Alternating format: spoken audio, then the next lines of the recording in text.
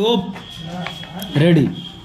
कांग्रेस के वरिष्ठ नेता राहुल गांधी ने एक बार विदेश जाकर वैसी ही बातें की जैसी करने से उन्हें हर हाल में बचना चाहिए था।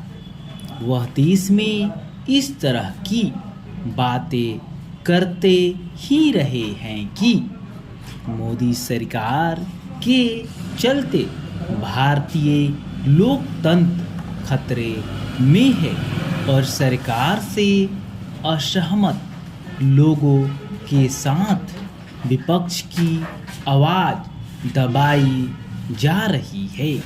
उन्होंने यही सब बातें और अधिक अतिरंजित रूप में ब्रिटेन के कैम्ब्रिज विश्वविद्यालय में की। वह वहाँ यह भी कह गए कि भारत की सभी संस्थाओं और यहाँ तक कि न्यायालयों पर भी सरकार का कब्जा है। उन्होंने यह बात ठीक उसी वक्त कही जब कुछ ही घंटे पहले सर्वोच्च न्यायालय ने दो ऐसे फैसले दिए थे जो सरकार के अधिकार क्षेत्र का अतिक्रमण करते हुए भी देखे गए। एक फैसले के तहत उसने निर्वाचन आयोग के आयुक्तों की नियुक्ति में सुप्रीम कोर्ट के प्रधान न्यायाधीश को भागीदार बनाया और दूसरे के तहत अदानी मामले की जांच करने के लिए अपने हिसाब से एक समिति गठित की।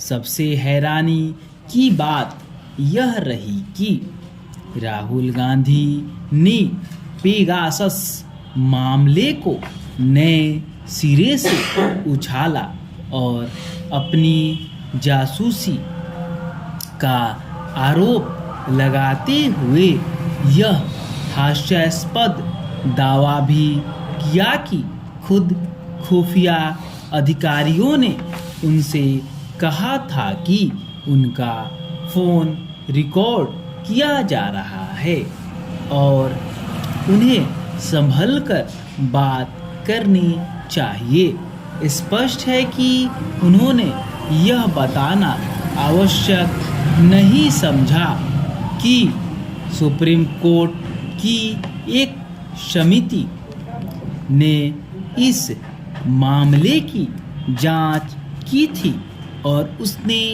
यह पाया था कि उसके पास जांच के लिए आए फ़ोन में से किसी में भी जासूसी उपकरण नहीं मिला।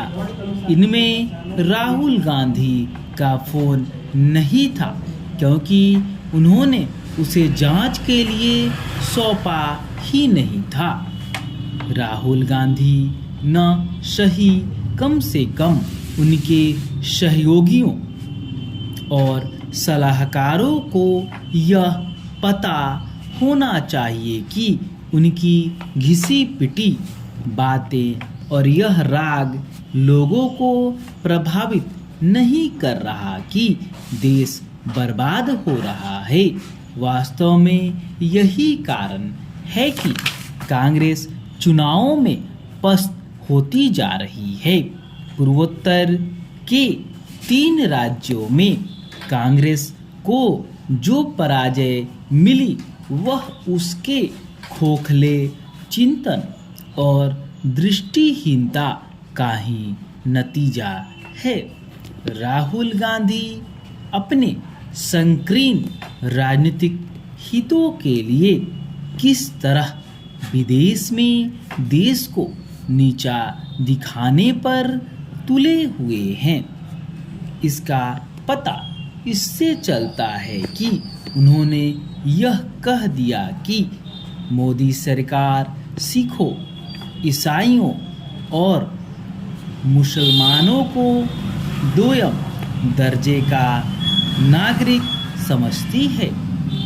यह एक किस्म की शरारत ही नहीं, देश को बदनाम करने की कोशिश भी है। अच्छा होता कि कोई उन्हें यह बताता कि भाजपा ने ईसाई बहुल नागालैंड में केवल 20 सीटों पर लड़कर 12 सीटें हासिल की है। किसी को राहुल गांधी को यह भी बताना चाहिए कि वह चीन का बखान करके भारत के जख्मों पर नमक छिड़कने का ही काम कर रहे हैं। स्टॉप।